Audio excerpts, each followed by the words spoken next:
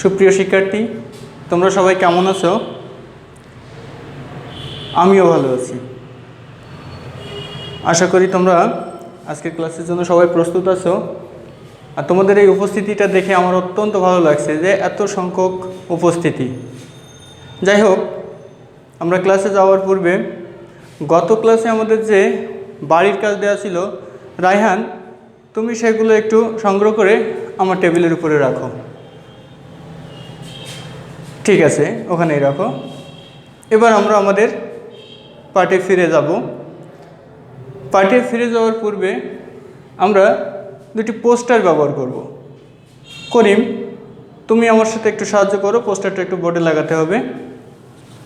ওকে, ঠিক আছে।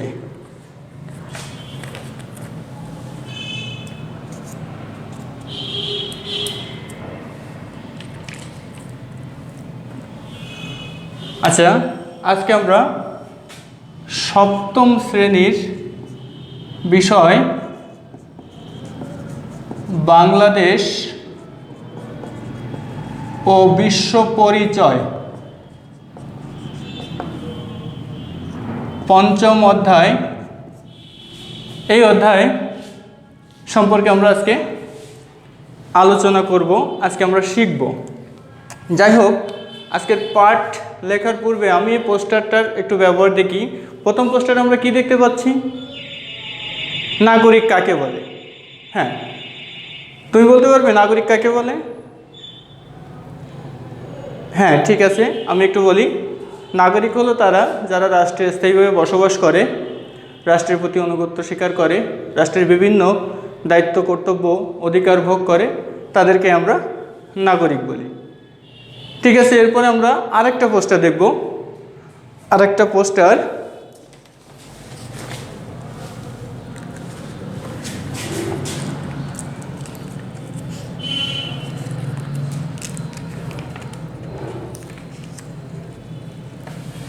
এখানে আমরা দেখতে পাচ্ছি নাগরিকের বৈশিষ্ট্য কি কি।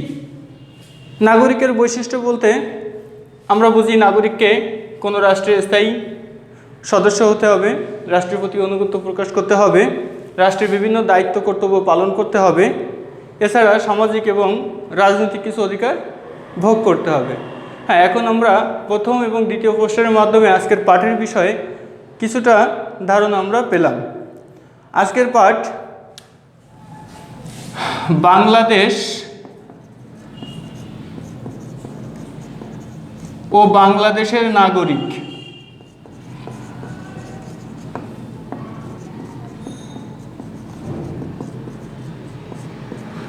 আজকের তারিখ, হ্যাঁ, 28/12/2020।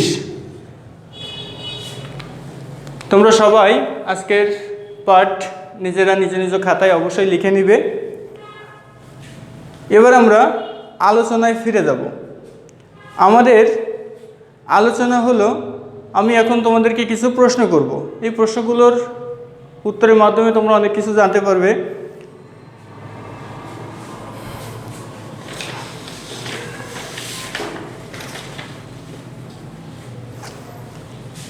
দেখো, সুনাগরিকের প্রয়োজন কেন? হ্যাঁ, সুনাগরিকের প্রয়োজন আছে আমাদের দেশকে একটি উন্নত রাষ্ট্রে পরিণত করার জন্য। সুনাগরিকের অনেক প্রয়োজন আছে। নাগরিক কিভাবে তার এই সুনাগরিকতার বৈশিষ্ট্য অর্জন করতে পারে, বা কিভাবে একজন নাগরিক সুনাগরিকে পরিণত হতে পারে? একজন নাগরিক তখনই সুনাগরিক হিসেবে পরিণত হতে পারবে যখন সুনাগরিকের যে বৈশিষ্ট্যগুলো আছে সেগুলো সে অর্জন করতে পারবে। পরবর্তী প্রশ্ন, সুনাগরিকের কি কি গুণাবলী থাকতে হবে? তুমি বলো। হ্যাঁ, সুনাগরিকের তিনটি প্রধান গুণাবলী অবশ্যই থাকতে হবে: বুদ্ধি, বিবেক এবং আত্মসংযম। আমরা পরবর্তীতে আরও কয়েকটা প্রশ্ন আলোচনা করব, যার মাধ্যমে আমরা আজকের বিষয়বস্তুকে আরও বেশি সহজ সরল করতে পারব। সুনাগরিকের গুণগুলো কিসের দ্বারা প্রভাবিত হয়ে থাকে? হ্যাঁ, আমরা জানি সুনাগরিকের গুণাবলীগুলো কিছু বিশেষ প্রভাবে প্রভাবিত হয়ে থাকে, সেগুলো পরিবার, রাষ্ট্র, সমাজের বিশেষ পরিবেশের দ্বারা প্রভাবিত হয়ে থাকে। পরবর্তী প্রশ্ন হলো, সুনাগরিকতা হওয়ার জন্য বা সুনাগরিক হিসেবে গড়ে উঠতে গেলে কিছু প্রতিবন্ধকতা থাকে, সেই প্রতিবন্ধকতাগুলো কি কি? সেই প্রতিবন্ধকতাগুলো যেমন আছে নির্লিপ্ততা, ব্যক্তি স্বার্থ পরায়ণতা, দলীয় মনোভাব, এরপরে অজ্ঞতা, নিরক্ষরতা, এগুলো তো রয়েছে, ধর্মান্ধতা, দাম্ভিকতা, সাম্প্রদায়িকতা, অর্থনৈতিক অনগ্রসরতা, এগুলো আমাদেরকে সুনাগরিক হিসেবে গড়ে উঠতে বাধা প্রদান করে থাকে। এখন আমরা দেখব সাম্প্রদায়িকতা বলতে কি বুঝি।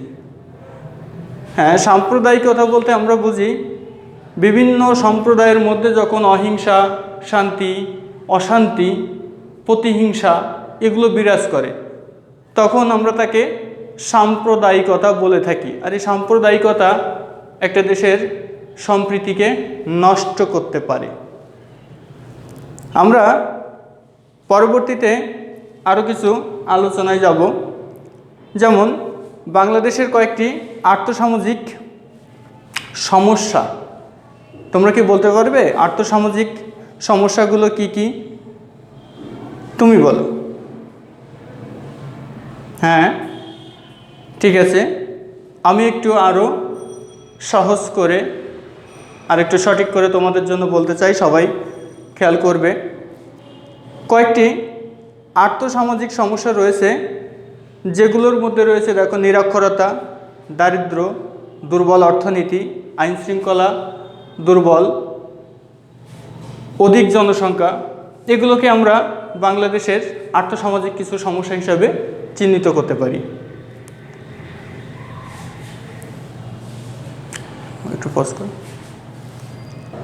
হ্যাঁ, আমরা আলোচনা করছিলাম বাংলাদেশের কিছু আর্থসামাজিক সমস্যার কথা। এই আর্থসামাজিক সমস্যাগুলোকে আমরা সমাধান কেন করব? এই সমস্যাগুলো কি আমাদের থাকবে, নাকি এই সমস্যাগুলো সমাধান করলে আমাদের জন্য ভালো হবে? এই সমস্যাগুলো সমাধান করার কি কোনো প্রয়োজনীয়তা আছে? তুমি বলতে পারবে? বলো। হ্যাঁ হ্যাঁ বলো, ঠিক আছে। হ্যাঁ, এবার আমি তোমার কথার সাথে একমত, তবে আমি একটু সুন্দর করে বলার চেষ্টা করি। বাংলাদেশের যে সমস্ত আর্থসামাজিক সমস্যা রয়েছে, এগুলো দেশের উন্নতির পথে বাধা দেয়, দেশের উন্নতির প্রধান অন্তরায়।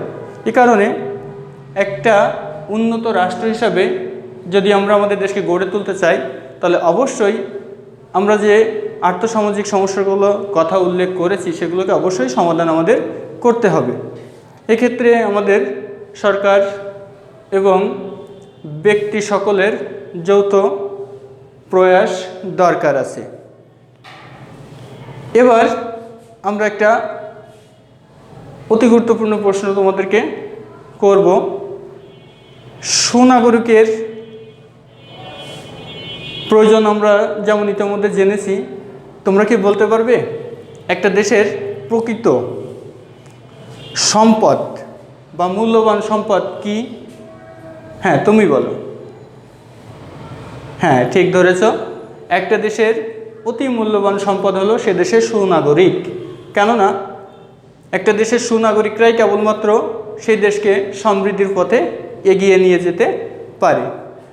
তো প্রিয় শিক্ষার্থী, আজকে আমরা যে সমস্ত বিষয়গুলো আলোচনা করলাম, সেখান থেকে যেমন নাগরিক কী জিনিস, নাগরিকের গুণাবলী কী, সুনাগরিকতার পথে কি কি প্রতিবন্ধকতা আছে, কি কি আর্থসামাজিক সমস্যা আমাদের দেশের উন্নয়নকে ব্যাঘাত ঘটায়, এই সমস্যাগুলো সমাধান আমরা কেন করব, দেশের প্রকৃত সম্পদ, মূল্যবান সম্পদ বলতে আমরা কি বুঝি, এগুলো জানতে পারলাম।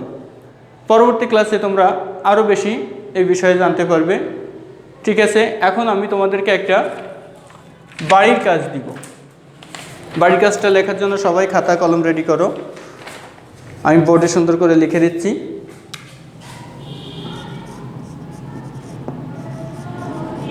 বাড়ির কাজ।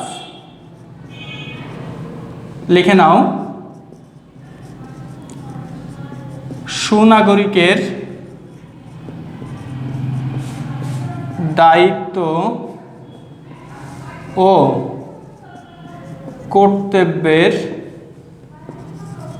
একটি তালিকা তৈরি করো।